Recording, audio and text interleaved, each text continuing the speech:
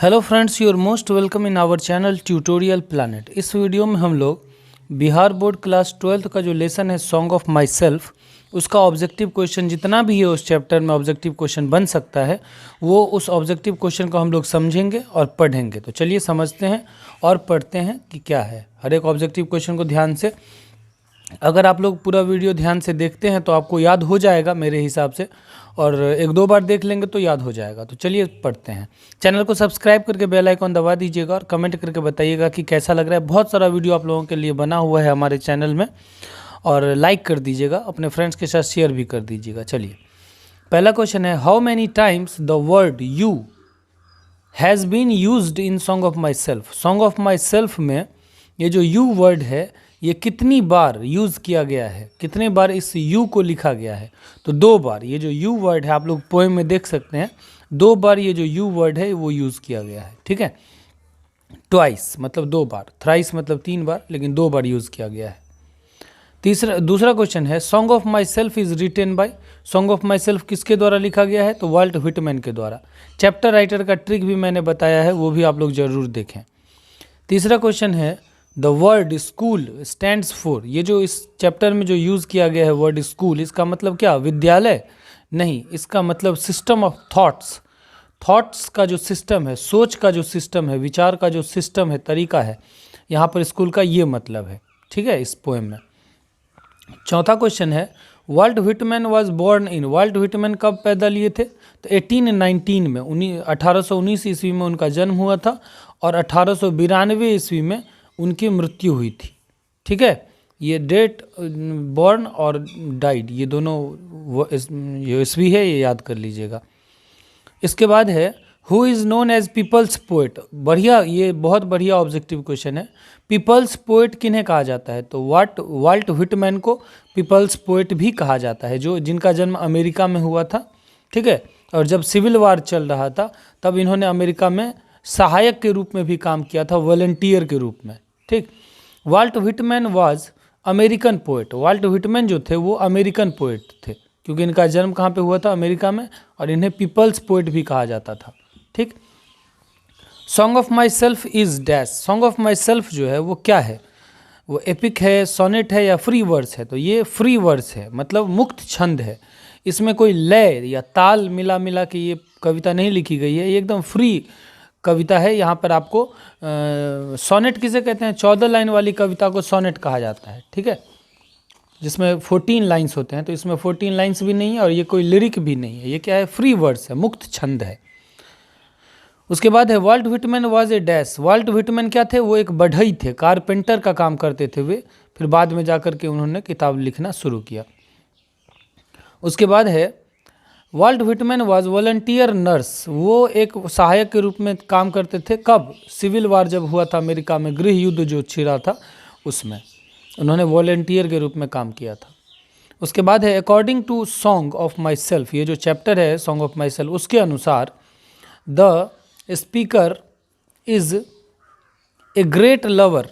Speaker जो है वो एक महान, बहुत बड़े प्रेमी है। किस चीज़ के प्रेमी हैं? आर्ट्स के, साइंस के, या नेचर के? तो जो स्पीकर हैं, लेखक हैं, वो नेचर के बहुत बड़े प्रेमी हैं, प्रकृति के बहुत बड़े प्रेमी हैं। उनकी किताब का नाम है लीव्स ऑफ ग्रास। अगला क्वेश्चन है, Leaves of Grass is written by Walt Whitman.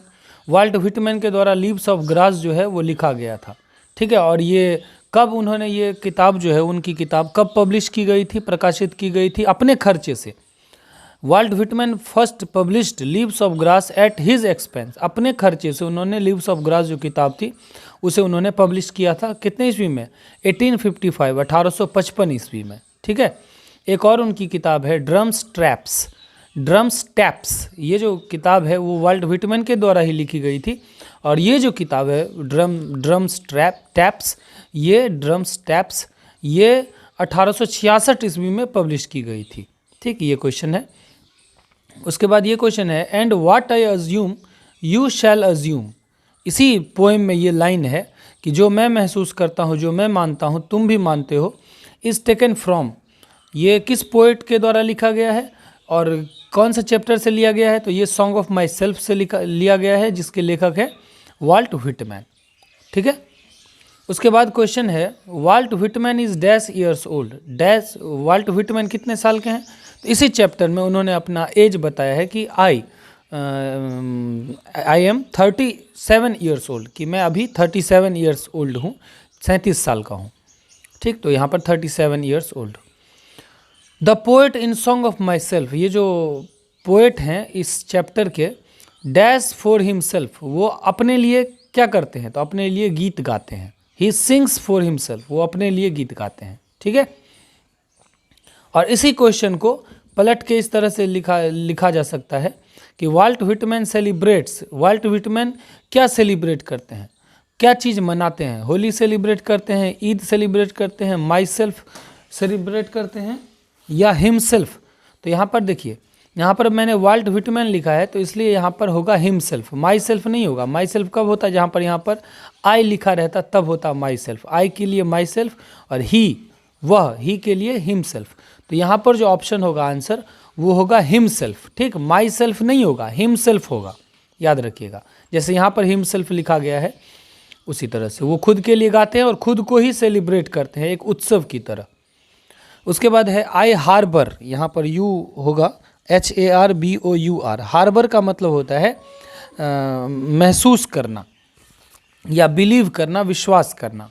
तो आई हार्बर फॉर गुड और बैड, मतलब मैं अच्छे में भी विश्वास करता हूँ और बुरे में भी विश्वास करता हूँ, अच्छी बातों में भी भरोसा करता हूँ और बुरी बातों में भी भरोसा करता हूँ, क्योंकि ये सब नेचुरल है, ये सब प्रकृति का देन है। इसलिए ये लाइन जो है आप ही के लेसन में है। तो ये लाइन किन के द्वारा लिखा गया है, तो ये लाइन वाल्ट व्हिटमैन के द्वारा लिखा गया है। उसके बाद अगला क्वेश्चन ये है कि Walt Whitman belongs to, Walt Whitman कहाँ से बिलोंग करते हैं। ठीक है, वो बोलते हैं कि I belong to every autumn of everybody, कि मैं हर एक लोग, मेरे अंदर जो खून बह रहा है, दौड़ रहा है, वो तो सबके अंदर में खून दौड़ रहा है। इसका मतलब है कि जो मैं हूँ वही तो सब हैं। तो वो किस चीज़ से बिलोंग करते हैं, किसी एनिमल से, बर्ड से, अपने घर से, या ऑल ह्यूमन बीइंग्स, सभी मानव जाति से। तो वे सभी मानव जाति से, एवरीवन, सभी से वो बिलोंग करते हैं, क्योंकि उनके बॉडी में जो खून है वो सभी के बॉडी में है। ठीक, अगला है Walt Whitman hopes, Walt Whitman आशा करते हैं, टू सीज नोट टिल, कब तक नहीं रुकने का। सीज का मतलब होता है थम जाना, रुक जाना। कब तक नहीं रुकने का आशा करते हैं कि मैं कब तक नहीं रुकूंगा, जिंदगी तक, एम अपने लक्ष्य तक, अपनी मृत्यु तक, या नन ऑफ दीज। तो अपनी मृत्यु तक वो बोलते हैं कि I hope to cease not till death, मैं मृत्यु तक नहीं रुकना चाहता, मृत्यु तक निरंतर आगे बढ़ना चाहता हूँ। अपने ये जो जीवन का जो सफ़र है वो हंसी खुशी उसको बढ़ाना चाहता हूँ आगे। ठीक है, उसके बाद है क्वेश्चन कि Walt Whitman permits to speak at every dash. Walt Whitman जो है वो बोलते हैं कि मैं बोलना चाहता हूँ, मैं खुद को परमिशन दिया हूँ, परमिट करता हूँ कि मैं बोलूँगा।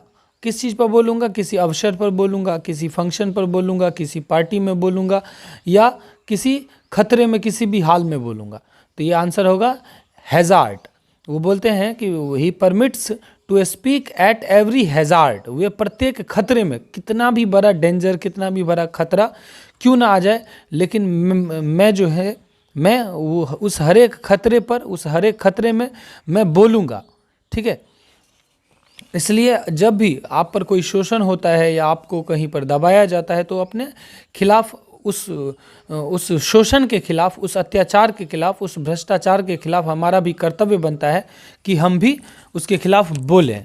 ठीक, तो ये बहुत ही बढ़िया लेसन है। इसका हिंदी एक्सप्लेनेशन जो है आप इसी चैनल पर मिल जाएगा, आपको देख लीजिएगा। तो लाइन बाय लाइन अर्थ अगर समझ जाइएगा तो क्वेश्चन, उसके बाद आपको क्वेश्चन आंसर याद करने में भी आसानी होगी। उसके बाद इस चैप्टर का ऑब्जेक्टिव क्वेश्चन जो है वो भी याद हो जाएगा। बस ईस्वी याद करना पड़ेगा, जो ईस्वी दिया रहता है, और बाकी तो ऐसे ही आपको, अगर पोएम अगर आपके समझ में आ चुका है तो बाकी सब कुछ तो ऐसे ही याद हो जाएगा। और आपके क्लास 12th के हर एक चैप्टर का line by line best explanation इस चैनल पर आपको अवेलेबल है, मिल जाएगा। ऐसा एक्सप्लेनेशन आपको कहीं पर नहीं मिलेगा। ठीक है, तो ज़रूर इस चैनल में जाकर के क्वेश्चन आंसर, उसके बाद समरी का प्लेलिस्ट बना हुआ है, क्वेश्चन आंसर बना हुआ है, लाइन बाय लाइन एक्सप्लेनेशन बना हुआ है, ऐसे कुछ बने हुए हैं। लेटर और एप्लीकेशन का भी मैं वीडियो बहुत जल्द आप लोगों के सामने लाऊंगा, वो तैयारी चल रहा है, समय के अभाव में मैं नहीं ला पा रहा हूँ। ठीक है, तो thank you so much, bye bye, take care. बहुत जल्द नया वीडियो आएगा।